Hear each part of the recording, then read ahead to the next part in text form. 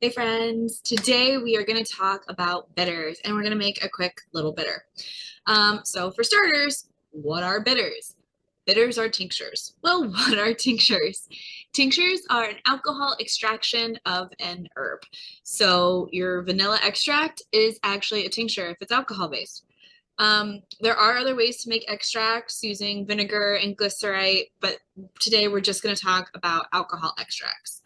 Um, and bitters. So bitters are usually tinctures that are made with a class of herb that is bitter. They're typically bitter in flavor and they have bitter constituents in them that help our body with digestion and excretion and the whole process.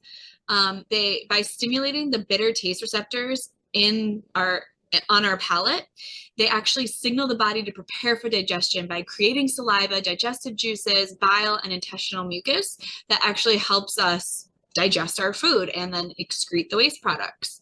A lot of bitter herbs also tend to be beneficial for organs like the liver and the spleen and the stomach, which are all part of digestion also. Some common bitter herbs are gentian root, dandelion, burdock, citrus, chamomile, artichoke, chicory, um, milk thistle, angelica, and there are lots. So we'll end there. Um, Bitters have been used for thousands of years.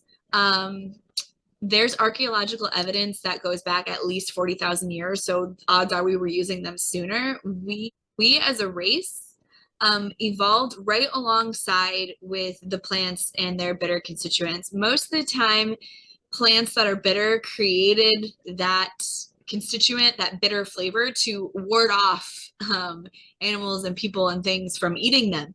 But in our case, our bodies evolved to not only appreciate the flavors, but also benefit from them. So, what are some of the benefits of bitters and taking a bitter tincture? It can soothe gas and bloating, reduce heartburn, encourage digestive enzymes, like we already talked about, increase absorption of fat soluble vitamins, which a lot of us have trouble with, balancing appetite, regulating bowel movements, supporting liver function, skin clearing, curbing sugar cravings. They're also a really great way to preserve the medicinal qualities of herbs. So if you're using them for other purposes, using an alcohol extract or a bitter extract is a really good way to do that. So without further ado, we're going to make a quick bitter extract. And by quick, I mean really slow. So typically when you make a bitter, you take bitter herbs. In this case, I have a blend of spices. I have some gentian root, I have some burdock, allspice, ginger, cinnamon, all in here to make a really delicious spiced aromatic bitter. And then what I'm going to do is I'm going to use the Folk method, which is basically just pouring in alcohol till it covers the herb. So this is about an ounce of herb. I know it doesn't look like much, but when we're talking about some of these harder herbs, these more woody root fibrous herbs, it doesn't take much. And you want to make sure you fill it right over it about a fourth of an inch, and then check it over the next few hours, because a lot of times these herbs will absorb the menstruum, which is the alcohol, and expand, and you'll need to add more to make sure they stay submerged. Now you'll see some of them are floating. As they get fully soaked in there, they'll drop back down to the bottom. And I'm just going to put a top on and give it a little shake, so I make sure that all the stuff in the bottom gets really in there. So it's all soaked. And then you're just going to set this in a cool, dark place for 2 to 4 to 6 weeks, depending, and let it soak. It'll start to gain the flavors of whatever herbs are in here within 24 hours. So if you're just looking for a little extra flavor in a mocktail or cocktail, then 24 hours might be enough. But if you're looking to get the medicinal benefits out of these, you're going to want to let them set for at least 2 weeks, if not 4 to 6 weeks. And it's really that simple. See?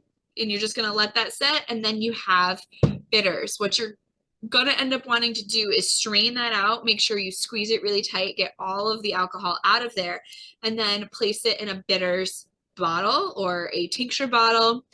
The benefit to this is that it helps with the dosing, because especially if you're using them medicinally, you don't want to take too much, because most of the time these are really, really potent. Alcohol pulls out lots of minerals and constituents and vitamins and all of these different things really, like, really well. It's really good at this. So when you get a dropper, they're all made the same way. This right here, this, when you squeeze this, it will only pull up the amount of liquid that that little top can hold, and that's where you get the measurement from. And that right there, that is your dose. This little bit is your dose. You can look online at some other bitters companies and see the milligrams of the plant constituent that's in one of those droppers, and you'll see it's oftentimes similar to what you would take in a capsule form. So consider that dropper full equal to what you would take in a capsule. So you can understand how 1 to 2 droppers, just droppers full, just this amount, can end up being your dosage for the day. Now, when you're using bitters, a lot of the times you can take a dropper full and put it in a shot glass with water and drink it that way. You can add it to club soda and have it as like a drink, but while you're making dinner. The best time to take bitters is between meals, or like a half hour to 15 minutes before you eat. So while you're cooking, because again, it gives your body that time to actually start getting those digestive juices flowing and let the bitters do their job before you go and eat. It's kind of like you're stoking the digestive fire. You're putting the kindling in to get the digestive fire going, so that when you put the food, the big logs, the food on, you don't end up smothering the fire. So that's one of the amazing ways that bitters work to help you with digestion and all kinds of other things. Now, this was the folk method. We'll be doing a video soon on how to do weight to volume ratio, so you can get an actual amount of herb in your tinctures, the milligrams that would be considered part of the dose. That doesn't work as well in folk tinctures because we didn't actually measure the amount of alcohol. Like I said, we just poured it in until it looked like it was about 1/4 of an inch over the top, so everything would be submerged. But there is a more mathematical, scientific way to do that, and we'll do that in the next video. So if you want to learn more, subscribe, like, save, and we'll see you next time.